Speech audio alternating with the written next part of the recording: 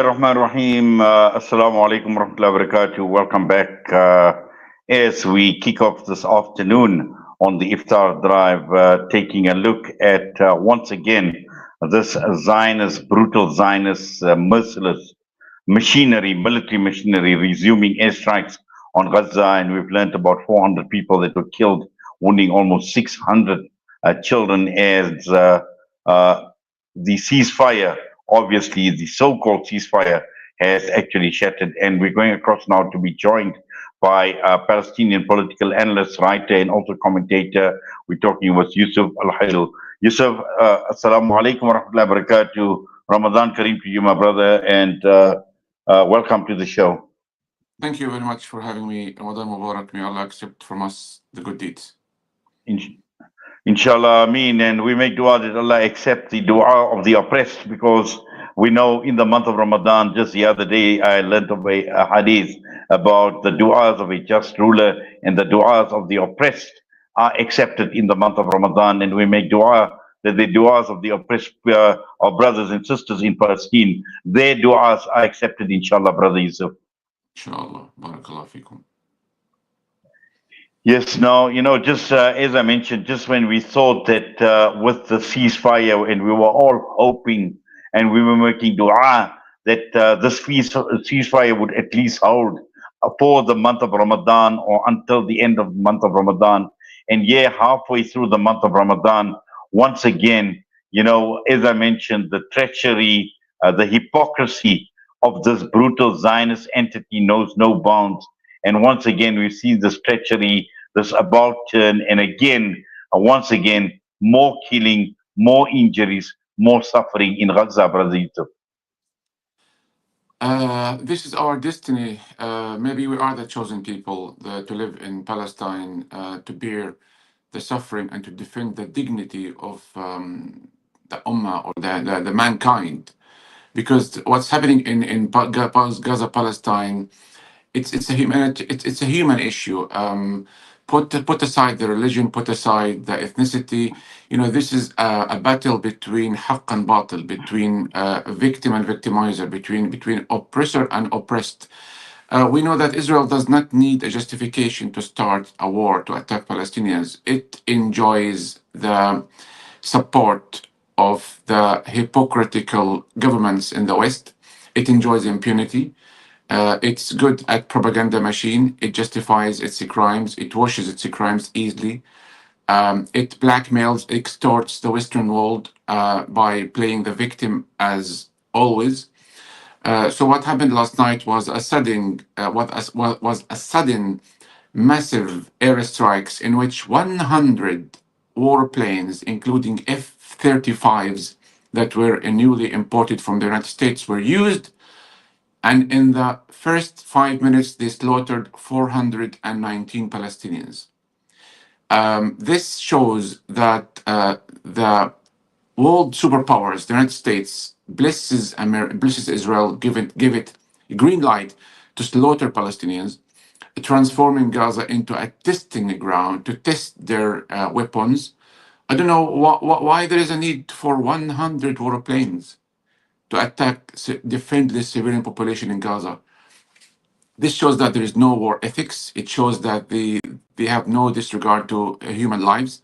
They deal with Palestinians as numbers. They deal with us as collateral damage. And the whole world now is watching the genocide in a lethal pace being live streamed, and they do nothing to stop it. Exactly. And also, I think, obviously this is unfolding in front of our very own eyes. And we've even heard from the United States of America that Donald Trump was actually consulted about the strikes as well.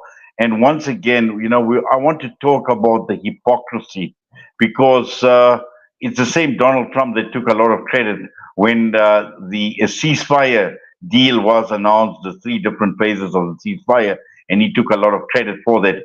And here we have again an about turn in terms of him being consulted about the strikes. And as you mentioned, newly imported military hardware that had actually come into Israel that was actually used last night.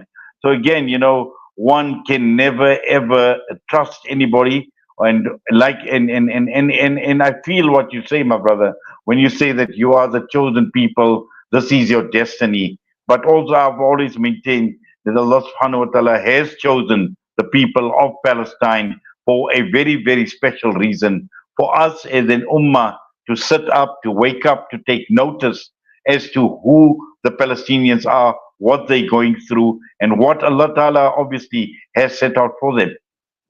Yeah, we have been enduring this aggression, this suffering for the past 8 decades so far. And Gaza was subjected to brutal onslaughts, aggressions, offensives. And the US administration is known for its biased stance. It has never been an honest peace broker. We heard Trump during his election campaign. He promised his voters that he is going to end wars and he's not going to start wars. But on the contrary, he is supporting Israel's machine, killing machine in Gaza. He is threatening to extend this aggression to different countries in the region, attacking Yemen and so on. So it seems that there is an attempt to silence anybody who is trying to help the Palestinians to be free from this brutal occupation. What Israel is doing in Gaza is a state-sponsored terrorism, because this is the only description. You cannot, justify you killing and murdering civilians, that this is under self-defense, and then that you are targeting Hamas members. You have the latest technology.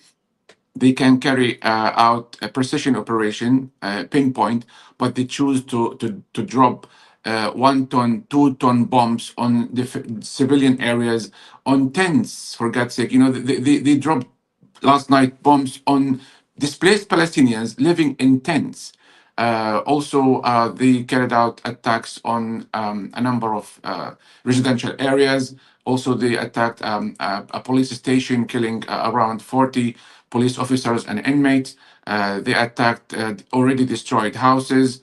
This is a practice of arrogance. I mean, things can be resolved in in a better way, rather than flexing the muscles and showing the arrogance that we have Trump in our side, and you Palestinians, you have to bow on your knees. You have to accept our conditions. Palestinians, they have dignity. And anyway, we know that Israel is not. Let's put it this way: the prisoners of Israel in Gaza, or the captives, or you call it the hostages, it's a pretext. Israel does not care about them. Israel wants to ethnically cleanse the Palestinians of Gaza, and it doesn't want to receive them because it makes obstacles with the local authorities in Gaza. It wants to dictate its conditions, and it wants to make the life of Palestinians hell, so that when there is a chance for them to flee, if Trump is going to fulfill his promise to ethnically cleanse them by sending massive cruise ships to uproot Palestinians and send them elsewhere across the world. So Israel does not need any justification. It can create justifications. And because it enjoys the impunity, it can carry on and on and on. Who's going to stop it if America is supporting Israel? This is the question. You have 7 billion Muslims all across the world.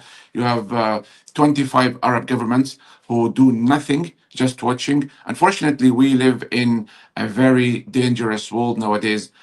All the slogans about the human rights and civilizations is a mirage. All the international law is a mirage. Look, the whole world is watching, and they can do nothing. Well, certainly, and also I think what you're saying is, about the Arab nations as well. Those, particularly those that were part and parcel of this whole ceasefire deal and ceasefire agreement, and yet we've seen some of their own countries being used, where American bases, where America had basically launched the attack on Yemen as well. So these actually came from American bases in these Arab countries as well. And once again, hypocrisy all round, including from our Arab leaders. But now, just coming to, like you mentioned, uh, civilians that have been killed. You talked about the makeshift neighborhoods with tents, makeshift schools, all of those that were actually bombed last night. And again, like you mentioned, Israel doesn't need any justification. We've seen with the captive release when Israel actually saw the strength of Hamas still intact. And Hamas obviously displayed that strength. And again, I think that is even further motivation for Israel to continue with this killing spree in the pretext of eliminating Hamas. And again, like you mentioned, ethnic cleansing, that didn't work out. Donald Trump and Netanyahu's meeting where they proposed to ethnically cleanse and make Gaza the Riviera of the Middle East, that didn't work out. So we knew that with the whole chain of events that have taken place after meeting King Hussein of Jordan, all of that with the Arab League, with the meeting that took place last week as well, all of this has been just a chain of events. And when none of that had actually materialized, we knew they're going to start killing, they're going to start bombing again, Brother Yusuf. Yes, unfortunately, the silence of those governments, their inaction emboldens Israel, and this sends a sign that they are satisfied with what's going on. So many people they blame other governments in the region, not only Jordan and Egypt. But unfortunately, Palestinians they stopped begging or calling for help from those nations. I think they are waiting for a miracle. My family is in Gaza. I mean, it's life miserable. It's like hell. They cannot cope with the situation over there. I was in the summer of 2023. I met my family and I also explored Gaza that I didn't see for a while. And I was going to settle in Gaza because it was, stable for some time. But Israel knew about what was going to happen, and they always provoke the Palestinian side, and they always shed the crocodile tears. And they always say, look, we are not responsible for what happened in Nazi Germany in the 40s, the Holocaust. Why we are paying a heavy price. Palestinians welcomed those Jews who fled, persecution in Germany and Europe, and we opened our arms from them. But look what's happening. We are being kicked. We are being slaughtered. We are the indigenous people of the land, and we refuse to vanish. And I think they are annoyed from our resilience. That's why they are using every possible way to slaughter us, to silence us, and to make sure that we don't call for the end of the occupation. So Palestinians will not raise the white flag. I think it's a just cause. And I think the freedom of the world is incomplete without the freedom of the Palestinian people. And whether it's the US, Trump, all of them will go and Palestine will stay. Well, it certainly will, and that is our belief, and it's our firm belief that at the end of the day, that resilience, the resistance will still continue, and once again, there is support for Palestine from right across the entire world, from you people, like you mentioned. Yeah, the It's not people, of only a course. religious issue, Yeah.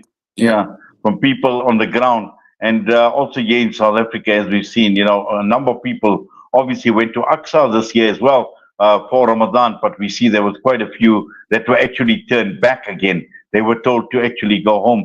But like Mhm. was mentioned, we will continue regardless. We've seen what has happened to our ambassador to the United States of America, and he's now become a persona non grata. And that because he called America a white supremacist state, but the American government. But also, we know because of South Africa's position as far as Palestine is concerned. So at the end of the day, whatever we can do, whatever is within our ability, within our capability and capacity, obviously we will do whatever we can to continue supporting our Palestinian brothers and sisters. We will continue talking about it. We will continue highlighting the plight, inshallah. And many Palestinian guests that I've had on my show, they are very, very hopeful, and I'm sure you as well, Brother Yusuf, you are hopeful, and we always, when we end off, they always end off with one dua, and they said, inshallah, very, very soon we will all meet up in Masjid al-Aqsa, inshallah. Inshallah, of course, we do appreciate the support of the people worldwide, the freedom-loving people, people of conscience across the world, in South Africa and many countries, many capitals worldwide. We've seen the millions who took part in those demonstrations. So yeah, we do appreciate that. But we are talking about when we criticize the world, we mean by that the governments, the so-called civilized world, who are seeing us being butchered, seeing our children killed while they are sleeping, and they say nothing. On the contrary, they send more weapons to Israel. They bless Israel, and it seems that this hypocrisy and double standard has become crystal clear. And we know it's the white supremacy. We know that if you compare Palestine to Ukraine, of course, you see different story. Unfortunately, we live in a twisted world that those concepts does not apply to Palestinians. They don't consider us human beings. They create all the justifications, all the terminologies to describe us simply because Palestinians call for the liberation. Nelson Mandela was called terrorist, and yet we have a statue of him in Parliament Square in London. So they choose when to apply the terminologies, and they choose not to, call people by what they deserve. Palestinians are the most resilient people, but of course, this resilience could diminish if there is no continuous support. We know many humanitarian aid supplies arrive from South Africa, from other countries. We know that people are trying to send aid, but again, Gaza is still under occupation, under siege. They claim that they withdrew their forces back in 2005, but we don't have an airport, seaport. Israel controls what goes in, what goes out. And this is a reminder again that Gaza is not free. Gaza is still a concentration camp. Palestinians in Gaza defied the odds. They rebuilt their city, and Gaza is called the Phoenix of Gaza. This is the name of my documentary film, because Gaza is a state of rebirth. We refuse to vanish. We rise up from the ashes after each attempt to exterminate us. Well, inshallah, and definitely Gaza will arise from the ashes, my brother. And we are confident of that, Allah willing, as well. And once again, we say Jazakallah to you. We do appreciate you taking time out with us on Salam Media on this Ramadan afternoon, inshallah. We wish you all the best for the month of Ramadan. But also, again, we continue making dua for our brothers and sisters in Palestine. And I started off by saying that the dua of the oppressed, uh, Allah subhanahu wa ta'ala will accept. And we are certain, maybe not now, but certainly, inshallah, very, very soon, where we will see those du'as being accepted. And more importantly, as we know, the struggle, central to the struggle, is the liberation of none other than Masjid al-Aqsa and the liberation of Al-Quds, inshallah. And we make dua that we see that also in our lifetime. Yeah, I would like to add that inshallah I'll be coming to South Africa in April to screen my film. So I will share more details about that, inshallah. Of course, you are lucky to go to Al-Aqsa Mosque. We Gazans, we are banned for life to go. Many Muslims around the world, they are not allowed to go. And this shows that there is racism, there is discrimination against Arabs, against Palestinians, against Muslims. All the slogans of civilization and freedom of expression, it's a mirage. But, I think Allah is witnessing, and I think this oppression, this injustice will not last. We are certain that Allah has got a better plan. Inshallah, Palestine will be free, and we will welcome all of you in free Palestine, inshallah.